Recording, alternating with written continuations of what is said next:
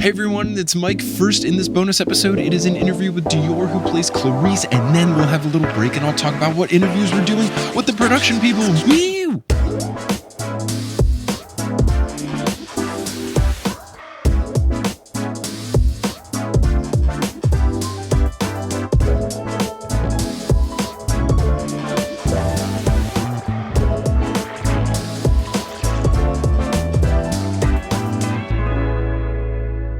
What's good? Thank you, everyone, so much for tuning into this episode of The Newest Olympian. My name is Mike Schubert. I'm the titular Newest Olympian. I'm a grown man who never read the Percy Jackson books as a kid, but I read them as an adult. And then I started getting involved in the TV show by interviewing folks who were involved in the production. And we have another very special interview today with Dior Goodjohn, who plays Clarisse. Dior, how's it going? It is going phenomenal. Thank you so much. How are you? I'm doing very well. I'm very happy. We're recording this one on December 20th, so the premiere has taken place. Percy Jackson and the Olympians is live. Disney Plus shocked the world by releasing it early. Did you know they were going to release it early, or was it a surprise to you as well? It was a little bit of a surprise to me. We had a tip off. They were like, listen, guys, this is what we're doing. You're going to post about it and it's going to be great. And I was like, okay. Cool. Yeah, because I saw Leah, who plays Annabeth, posted a little thing like, see you all tonight. And yes, I mean tonight. Which it's always good. I'm a big basketball fan, so I love a cryptic social media post, but I like that Leah put the cryptic thing and then was like, by the way, a little less cryptic. I love that girl. Oh my God. She's everything. She's fantastic. And you're fantastic. Episode 2 is one of the two that came out. Episode 2, which I think should be called, like, yes, Supreme Lord of the Bathroom is a good title, but I think it is the Clarisse show when you really think about it. How excited are you now that the episode is out? Obviously, the show is out, but episode 2 is like really where the bulk of your scenes are. How do you feel now that episode 2 is out and everyone's seen it? I don't have any words. I'm grateful. I'm nervous. I'm excited. I'm all the things at the same time. From what I've seen from the fans, which I love that like they tag me and everything and I can like see what they're up to. For what I'm seeing, I gave them what they wanted, which is the only thing that makes me happy at this point, to be honest with you. So I'm just glad that I delivered, at least I hope, to the people that do think I delivered. Yeah. I think so. I feel like from the fan reception, whether that is the applause that was at the premiere when we are there, seeing it, the whole crowd went wild when you showed up on the screen. And I believe, because you and I were talking at the premiere, you were seated next to Jason Mantzoukas. Is that correct? Oh my God, I was seated next to Jason Mantzoukas. It was like the best moment of my entire life. Did you know that you were going to be seated next to him? Was it completely just by chance? I had no idea. I just showed up and I went where they told me to go. And I'm like, oh, la-di-da, whatever, sitting down. And then I look in my row and I'm like, Mom, that's Jason. She's like, who? I'm like, Jason Mantzoukas. As far as the premiere, though, you were there with your family. Did they have a fun time? What was that like for all of you to be there at the Met to see the show on the big screen? It was a dream come true. My mom and dad were having a field day. My dad was here chatting it up like, hey, you see, yep, that's my daughter. That's my daughter. And my mom was like, Troy, calm down. It was so cutesy bootsy, though. I love them so much. Oh, that's great. I love that dynamic. That's really fun. Yeah. Now, it wasn't just the premiere that you were in New York for. You got to, along with the cast, do some fun New York City things. Yeah. I think you guys were all in Times Square. What was your favorite thing that you did when you were in New York? Definitely seeing the billboard in Times Square with everybody. It was a big thing. We were like going to take pictures for Percy series, the Instagram. And funny story about that, actually. Charlie and I had gone to the gym earlier that day. And, you know, I mean, Charlie's Charlie, so he can work out for 5 minutes and then look jacked. It's also just me, though. Like, I spend hours in there because I move slow. And so I'm in there, la-di-da-di-da, I take my shower, whatever, everything's fine. Then I get a call from Charlie, like, where are you? You need to be here right now. I'm like, what do you mean right now? And he's like, we're all in Times Square. Da-da-da-da-da. We're going to go take pictures. They're freezing the billboard in like 5 minutes, run. So I'm like, okay. I leave all of my belongings in the locker at the gym and I run from Rockefeller to Times Square with my jacket unzipped because I'm like, who has time to zip up their puffer right now? So I'm just Usain Bolting it in the middle of New York. Like, and I honestly, it was kind of cutesy. I had like a little like movie moment, like running through the streets of New York. Yes, I love it. I love it. That's the joy. I live in New York. I love the things that can happen in New York where sometimes even the most mundane or silly tasks, you look around and you're like, oh, I'm in one of the most famous places on earth. Like how upset, how stressed can I be? Exactly. Dude, I caught the bug. I caught the bug when I was over there. I want to move so bad. It's a good look. Even if it's just for 6 months, like just put me over there just for a little bit. Yeah. Yeah, look, I'm very biased, but I think it's the greatest city on earth. So it's a pretty good town. What was your favorite thing that you ate? Did you get any classic like New York City food while you were in town? I went to Junior's and I got the famous Junior's strawberry cheesecake, and it was the Okay. thing to enter like my vicinity in my life. I wanted to stop at the Halal Guys, like one of those stands, but I didn't get to. Next time. Halal Guys is good. It's no joke. It's quality stuff. So we've talked about the premiere, we've talked about the show, but let's take it all the way back to the beginning. When it comes to auditioning, casting, all that kind of stuff, what was the process that led from you considering the role to ultimately being cast and then filming for the role? So it was actually kind of strange and funny, mainly because I was like all the way across the globe when I got my audition. So it was about end of 2021, beginning 2022, when like my audition process really, really started. When COVID happened, let's put it this way. When COVID happened, my mom decided, I'm half Persian. So my mom decided that she wanted to move back to Iran. So since COVID, I'm like halfway. I lived 6 months in Iran, 6 months in the States. And so around that time, we were in LA, like I had finished shooting something. I can't remember what it was, but we were in LA and I had finished shooting something. We're getting ready to go home. And I'm like, standing there, whatever. And I get my email saying that I have an audition for Percy Jackson and the Olympians. And my first thought was, really? Me? Because while I was shooting, one of my friends had an audition for Percy. And I read lines with him and I was like, it'd be so cool to do something like this. But like, I don't know, it's all like Greek mythology. Like maybe I'm not like the right fit for it. And so then I get the audition in my inbox. I'm like, okay. I do the audition kind of in a hurry, to be honest with you, because we were trying to get ready to get on a plane and go across the globe. And so I do it. I don't hear back for maybe like a couple months, like maybe like a couple weeks, like a month and a half. And then I get the call back. I send in another tape.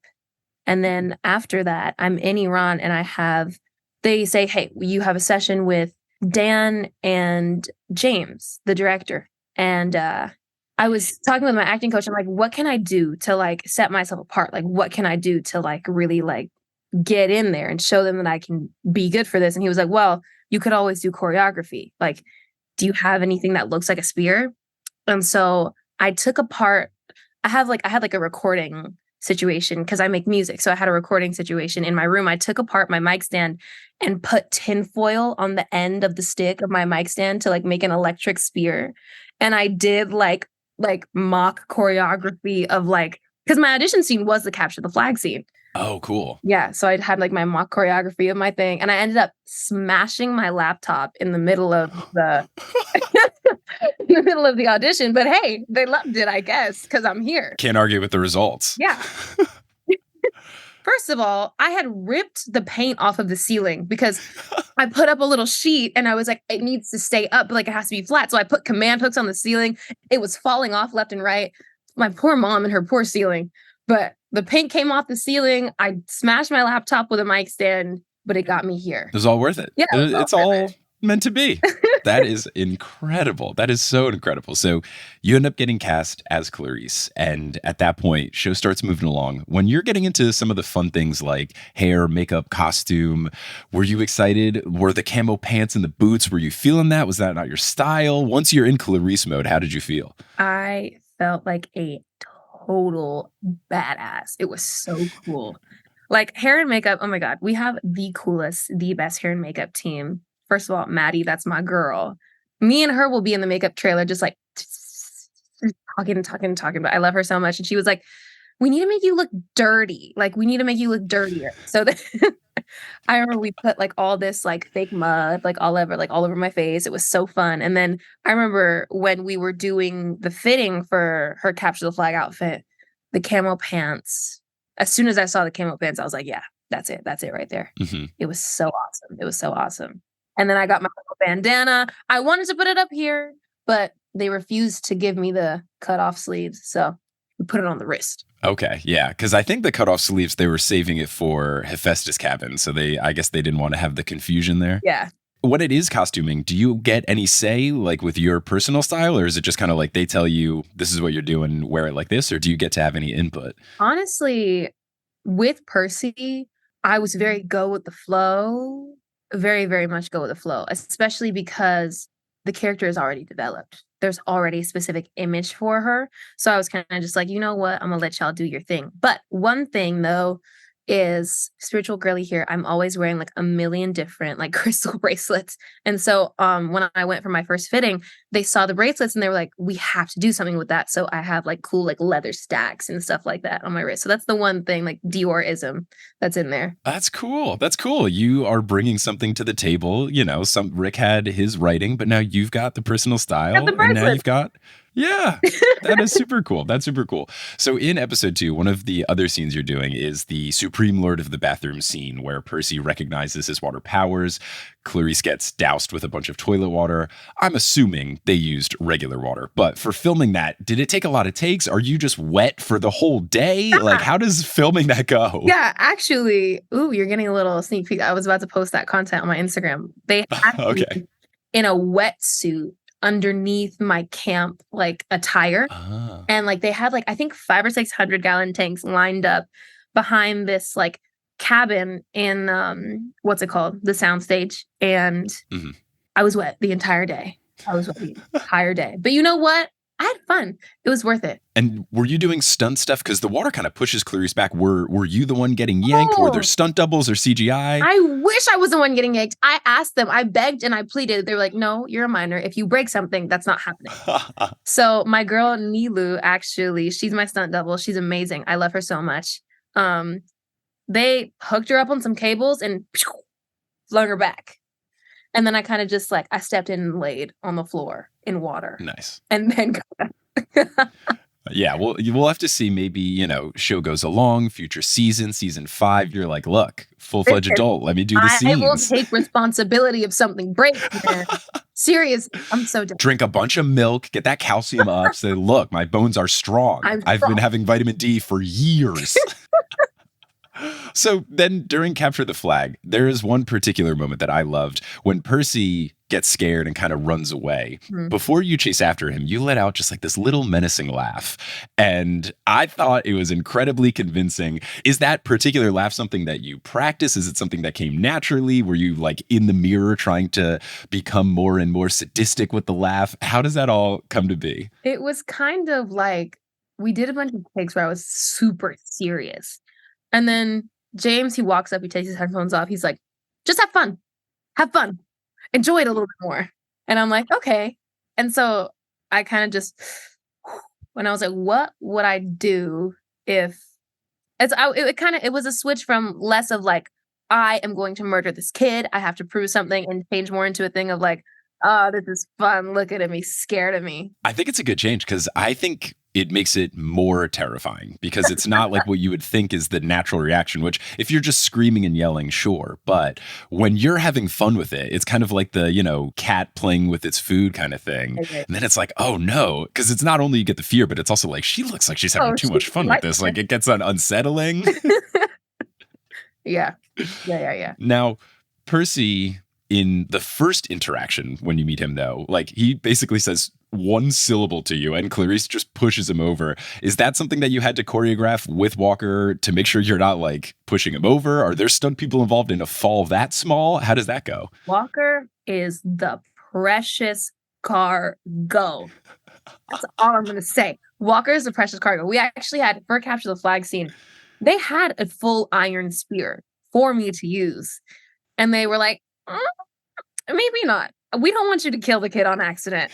And so, but yeah, for the fall, for that thing where I shove him and push him, there was an entire little like conversation about how he was going to fall, how hard I was going to push him. There's a little mat. We like tested it out a couple times, and then, yeah, all of that. That's good. Yeah. Got to keep him safe. Understandable. Gotta keep the boy safe. Yeah. No, you mentioned having a big iron spear. I think one of the greatest moments from you in that capture the flag scene is when you bust out Ares' spear, slam it down, the sparks start flying. And I think it's a really important scene because everyone who's read the books knows the importance of the spear. They know it's a gift from Ares. They know that it's like your prized possession.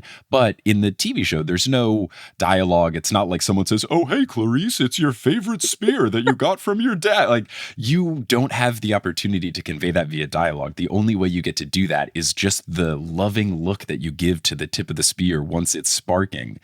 Was that something that was an intentional choice where, whether that's the director or anyone else telling you what to do? I think it conveyed perfectly what went into just that little moment. Beautiful.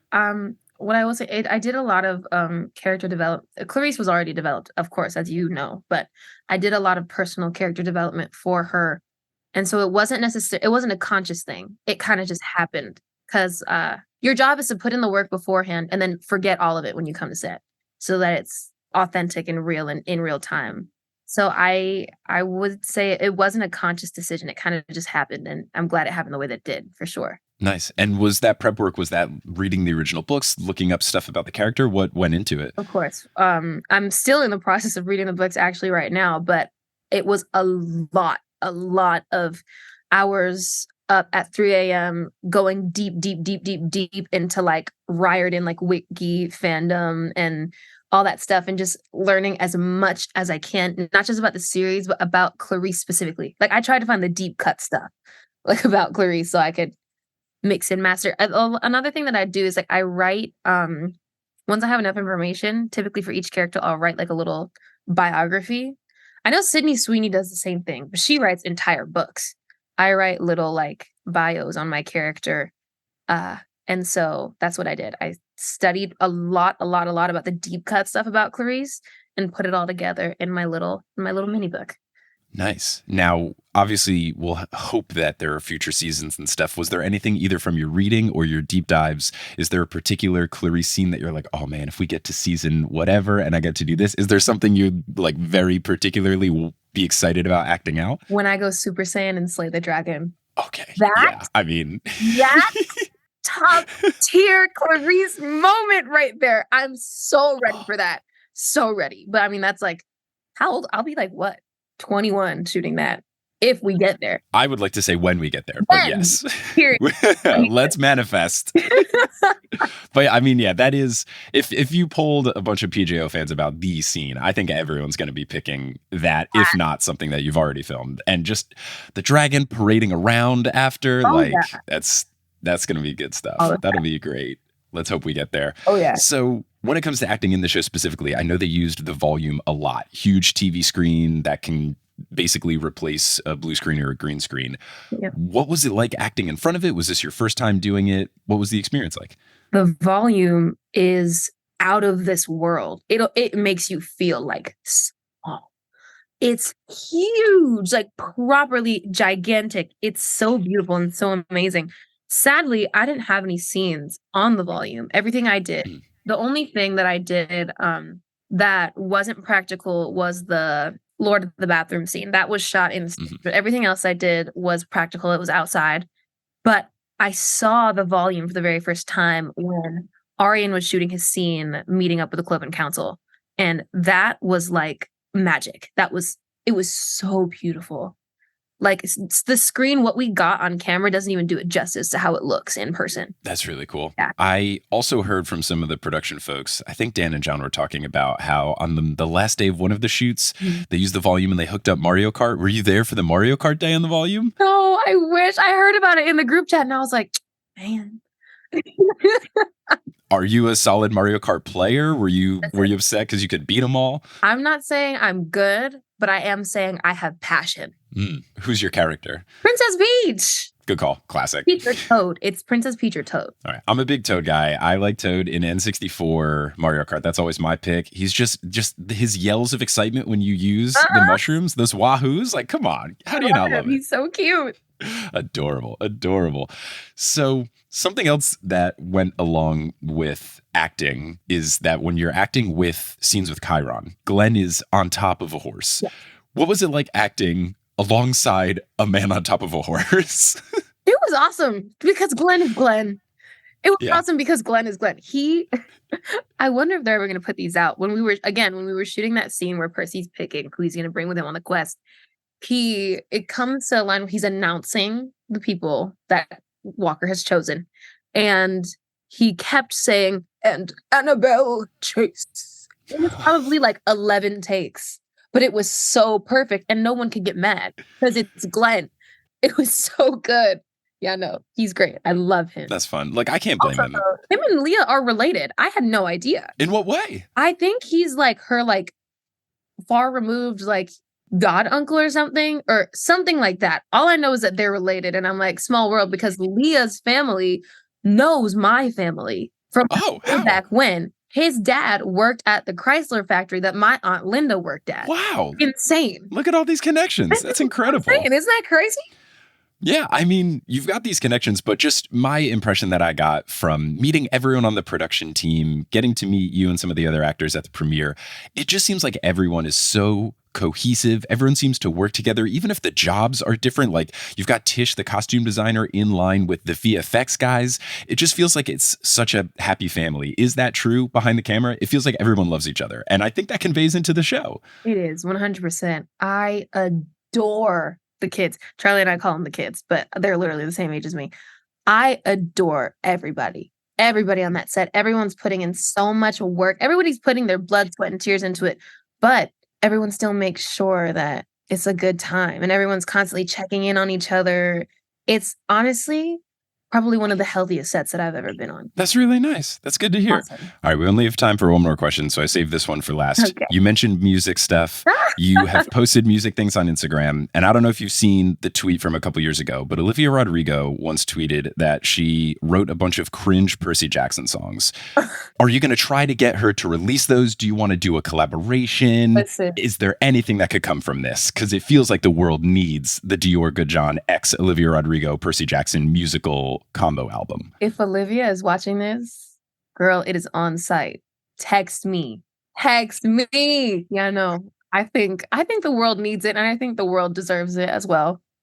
Get guitar songs out, you know.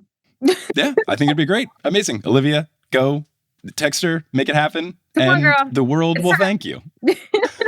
Well, Dior, thank you so much for coming on, for chatting, giving some wonderful stories. Truly, the show's fantastic. Your performance is fantastic. And congratulations for all of the success and for what lies ahead. Things are going to be great. Thank you so much for having me on, man. It was awesome talking to you. Of course. Have a good one. Thank you. You too. Wasn't that great? What a nice person. What an interesting acting process. Look at these fun behind the scenes things that Dior revealed. Overall, what a fun chat. Thank you all so much for listening. And thank you for continuing to listen to this episode. I'm posting this one on Christmas 2023. So if you celebrate Christmas, Merry Christmas. If you do not celebrate Christmas, I hope you have a good December 25th and overall a good holiday season. And if you're in Australia, I hope you're having a good December 26th.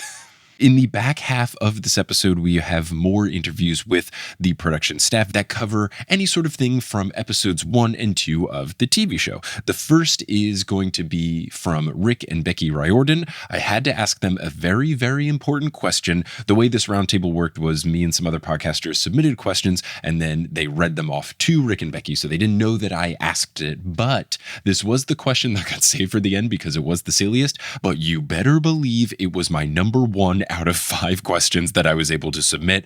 I'm so thankful that they answered it. And here is that question and response. Okay, one last question. I thought this was a fun one. So you've mentioned the show, the opportunity to expand the world a lot. So keeping that in mind, how important for you was it in episode 1 to establish that Sally is a Knicks fan and is Percy a Knicks fan also? I think that was also Jon. I don't think we were necessarily pitching that, but it certainly is very important. Didn't you have, it was originally baseball. I think it was going to be the Yankees and the Red Sox game because it was the summer and it ended up being the Knicks. And that was just a compromise. Yeah, but it works, you know? And it, you know, because it's sort of like they're the underdogs, right? The Knicks. So. The next clips that you're going to hear are from the interview I did with Jon Steinberg, who is an executive producer and a co-creator of the show, Dan Shotz, who's an executive producer, and James Bobin, who is an executive producer and the director of the first 2 episodes. We touch on some very important subjects, notably my beloved New York Knickerbockers, as well as the pigeons that showed up in episode 1. But before we get into this interview and the rest of the interviews, just going to take a quick break for some ads, just because this bonus episode is basically as long as a full-fledged episode. And I like being a full-time professional podcaster, and having ads on episodes helps. So you'll hear some quick ads, and once they're complete, we will get into the rest of this episode and the rest of the interviews. So something that I learned from interviewing Rick and Becky yesterday, Jon, Becky said that it was your call to make Sally Jackson canonically a Knicks fan. And as a lifelong Knicks fan, first off, I just want to thank you so much. And I also just want to know what led to establishing that. Was there any particular reason of like, this is important? Obviously, I saw it in the text when I read the books. Of course, he's going to root for the Knicks. But what led to that finding its way into the episode? There's a lot of silly answers to that question, but I'll give you a real one. Like, I think it was really important to me that I understood what Sally and Gabe were in a way that made enough sense that I didn't feel like I needed a lot of explanation. I also didn't really, this was, to me, honestly, like this was one of the biggest departures from the book, I think, which is probably a good thing that this is what we're talking about is the biggest departure. But I felt like as part of investing in Sally and liking her, I didn't want to feel like she was living with somebody who was really cruel to her. Mm-hmm. I wanted to feel like she was living in George Costanza's parents' house. Okay, yeah. Love language was just yelling at each other. Yeah. And it's just bizarre, but the two of them are so talented and charming, and Virginia is amazing. She can be a woman who we believe was like the partner to Poseidon, and then arguing with this idiot about his sandwich and the Knicks game, and you buy them both. Yeah, and so I think that's really where it came from. Is you wanted to feel like she had some code switching she had to be responsible for too. In the same way, she doesn't go to camp and she's not part God, but she does exist in both of those worlds in a meaningful way. And I think you got to see both sides of that in a compelling way to buy it. Yeah. I'm not.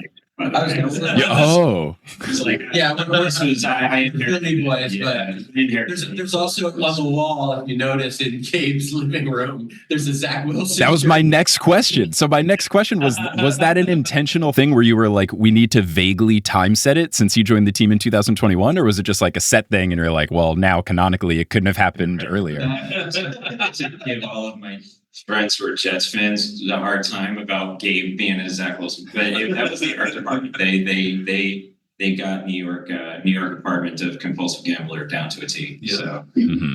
Yeah, that's really fun. Was there anything, I guess, just like over the course of the show that you were working on? I guess anything that like we didn't think this was going to find its way in, and then now seeing the final episodes, you're like, well, that's in the show. There's lots of Walker-isms. Like Walker's quite a joker in real life, and so you'll see him do the tap thing. I loved that. It felt very Percy to me, so I said, do that. He does it all the time to everybody on set. And when they leave the car, I think she goes, we'll go in 3, 2, and he runs on 2, because that's a classic, again, Walker-ism. So these are things that he brings. That's fantastic. Because that just really makes that character alive. And it feels very Percy to me too. It very much feels like if Rick hadn't written that, I wouldn't be surprised that was written somewhere down by Rick. In his earlier notes, in the early draft, that was in the Rick. I think that's really cool, just because when I saw that, I was like, this is perfectly capturing the dynamic of Walker of Percy and Sally. But I guess this is, true to form, why Rick keeps saying Walker is Percy. You have to do it really quickly. I mean, there aren't that many scenes with the two of them in it before she's not in the story in a regular way. So it's and so much credit goes to Jon and to Rick and then these moments that James found on the day that you wanted to just feel like this connection was very quickly. You get, oh my God, you get that this is the most important thing to both of them. Yeah. That this relationship is everything to both of them. Mm-hmm. So my podcast, The Noose Olympian, is a very pro pigeon podcast. I love pigeons. I'm, here in New York, it's a big thing for me. I audibly screamed out loud when I saw the pigeons outside of the Met. So I have to know, did you like, how did you get the pigeons? Was there a pigeon handler? Was there bird feed? Yes. So whenever you have animals, the animal wranglers, I was like, literally when I was doing the plans for the shoot of the Met exterior, I was saying, we will need animals of some sort, be it rats or pigeons. Pigeons are probably a bit more picturesque. The pigeons in the foreground of the shot are incredibly important. They all sit all day and they're back around. But that one shot you sort of see through them to Bruno is so important because it just makes you feel like you're outside. We have wind on them, obviously, but we are really on a stage in Vancouver and we're supposed to be on the street in New York, and that's what pigeons to me say that more than anything else. So I'm really glad you noticed the pigeons because they were super important to me too. The American Humane Society was there. Yeah. Good. The Canadian Humane Society was all. They had a great day eating food on set. They were eating food all day. They had a great day. Best day of their life. Amazing. This next clip you'll hear is from folks that you have not heard any audio from. I did a very fun interview with Eik Henry, who's a VFX supervisor, and Jeff White, who is another VFX supervisor, I believe specifically the ILM VFX supervisor, meaning he's in charge of the volume, I think. But I had a wonderful chat with those folks, and here are all of the things about episode 1 and episode 2 VFX things. I appreciate that when you see some of the magical items, there feels like it's not just the visual effects, but there's emotions behind it. Like the first time Percy uses his water powers, the first time he uses Riptide, Annabeth with the invisibility hat. These are all things that are so important to the characters. So coming at it from the visual effects perspective, how do you work to try and understand, like, these are emotional scenes? It's more than just seeing something that looks cool. This is something that's important to the character. How does that factor into the visuals? Well, that's a good question. It is. It was interesting. Riptide's a great example because in the last interview they were asking like, well, what do you reference for this? And it's like, well, we always start with the book, but the book says the pen turns to a sword. And there's a long road between how do you get one thing to the other? And I think that was such a fun collaboration because we were standing on set, filming the scene, trying to figure it out. And I think Eik, rightly so, was the most concerned. It just looks like a lightsaber. How do you avoid something just growing straight out? You had the idea of having it grow from the center. And what was so cool is when the first trailer came out, you do feel the emotion of that moment. Like his mom is captured, he deploys Riptide, in a first wave where it feels purposeful for him, which is different. Right. How it deploys in New York, and it's a cool effect at night. Yeah, and I, and to me that's one of the most successful ones, and it may be simple, but the Annabeth is another one where emotionally I totally understand that you look at it and you say, what are you going to do to make it more interesting than just having her wipe on and wipe off? Yeah. And I think, Jeff and his team came up with some great ideas on how to, kind of shift the sort of air in that area. So it's subtle, and that's all we wanted was subtle, because it can get so cheesy real quickly. Yeah. Like that. And I think it's that, and there's a little bit of these are all just smatterings of ideas that got in there that all make it come together in a way that's much more elegant. There's a little, like chromatic aberration that happens as well over the background as this sort of warping happens. And we also did something fun where you had to do it. If she walks away and you see her feet, and it's great. a leaf moves or something as she walks away. It's I think that stuff is just so fun for the audience, and we had fun doing it. We had fun, coming up with stuff like that to make sure that the audience, feels they're with us. They're like, yeah, love it. Little tweaks and such that make you feel like you're like they're involved. They're in on the joke, sort of thing. Yeah. So similarly, something that we, obviously no spoilers, the scenes where someone who I would guess is Kronos is showing up in Percy's dreams, but you at least just have a vague, distant character with like maybe a lantern and it's kind of in the darkness and the wind. And, Percy's confused. The audience is supposed to be confused. But I'm just curious from a VFX perspective, like, do you make a full high-res image of something and then you're like, okay, let's make it very, very small and a little blurry? Like, how do you go and make something that is intentionally tricky for the audience to see exactly what's going on without it being confusing? I was just going to say it is absolutely intentionally hidden back there in that instance, because that's what Jon and Dan really wanted to do. But Jeff can tell you that there is one asset and very high resolution, and then you can go and do things like putting it in the background. What's really fun and kind of a tough recalibration when you come from VFX in working with Jon and Dan is they always pick the camera that's right for the story, not what we want for VFX. Yeah, I'm constantly trying to get close in on our characters because I love to show them off. But it's great because Jon will be like, nope, for this scene, like a great example is the Minotaur fight. You experienced a lot of it from Percy's perspective, way across the field. But in a way that almost heightens the emotion than if all the shots were just right there with the Minotaur and the mom. Like you're seeing how helpless he is from across the field. And, it sort of works a little bit counter to how we think sometimes in VFX. And I think that is the perspective the showrunners bring that's so important in terms of, narratively, what's the best camera, for this shot. Reining us in sometimes.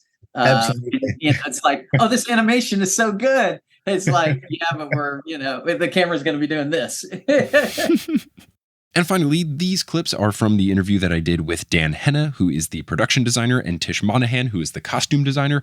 Talked about some set stuff and talked about the very cool costume that you see when Grover goes to the Council of Cloven Elders. Oh, super fun stuff, super fun people. Here's the audio. Dan, something that I thought was great in episode 1, something that bugs me so much in other medium is you will see people in New York apartments that are gigantic, and seeing Gabe and Sally's place in New York, like it is appropriately small and it looks accurate.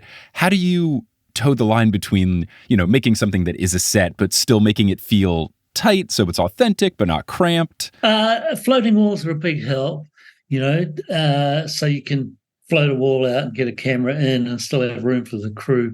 That's really important. But, the whole scale of New York apartments is something that I came across years ago when I stayed with a friend in a New York apartment, a very small, old, lovely place. And it's been one of those things that you don't mess with the scale. The moment you mess with the scale, you lose the whole feel. I mean, I could walk into that apartment set that we built and feel as though I was in New York. And the camera does the same thing, and if you don't give it the scale, it doesn't feel as though it's in New York, or certainly that anyone could afford it in New York. So right. Solo mother, come on. But yeah, and interestingly, I was in New York a few weeks ago, and it was a rainy day, and I was walking around the streets and looking up the alleyways and seeing the backs of the apartments, and it was just exactly what we'd tried to achieve. Yeah, I think you absolutely nailed it. Something that I thought was really cool that I was not expecting, Tish. In episode 2, we have someone who I'm assuming is a tree nymph, the person that Grover talks to before going into the council. Yes, that was so cool. Can you talk a little bit just about what all went into the costuming? Okay. I could talk forever about it. It's like my favorite. It's my favorite costume. It was like over 1,000 hours. Wow. To put together, but it's I'll try and keep it short. We had an actual tree that she was going to be positioned against. Oh. So we had detailed photographs taken of the tree. We had silk dyed to all of the tones that were within that tree. We had a lycra bodysuit that was photo imaged with the print of the bark underneath, not that you could ever see it. And then we manufactured a costume that was comprised of many different colors of dyed silk to emulate the moss, to emulate bark. The silk was felted to make it look like it was, natural, like tree roots. But we also combined it. A lot of my department on the weekends would go foraging in the forest, and they would come back and say, "Look what I found!" And they would have a big chunk of moss, a big chunk of bark, a big chunk, a stick. So it's a combination of manufactured and specifically dyed fabrics that were felted to look like the actual tree. And then when we did the filming and they were getting ready to take the first shot, I stopped the director and I said, "No, she has to lean like 10 degrees further out so that the line of the bark was the lines of the bark in her tree and follows." But I just love that costume. I hope that there's enough lighting in there to show it. I think it looks really cool. So don't worry. It came off. It looked spectacular. Okay. So those are all of the clips so far. There's still some audio from these interviews I will release later down the road, but I only want to release questions and answers about episode 3 things after episode 3 has aired, and same thing with episode 4. So those will be in the future, but what you can expect in the nearest of futures is this coming either late Tuesday or early Wednesday, an episode about the 3rd episode of the TV show, and that will be with Stephen Para, and I hope you enjoy that episode as well. If this was your first time listening to The Newest Olympian, welcome aboard. I know I'm going to be sharing clips from this on social media, quotes from it as well. So if this is your first time, hello, welcome. Thank you for listening, especially thank you for listening all the way to the end. We're doing episodes about the TV show. I'm posting behind the scenes chats and stuff on off days. And we've got a whole bunch of other episodes where I go through the main 5 Percy Jackson books, and I'm going to be doing more stuff in the future like Heroes of Olympus later down the road. But no matter what your listening history is, thank you for listening to this episode. And until we cross paths again, I'll Percy you later.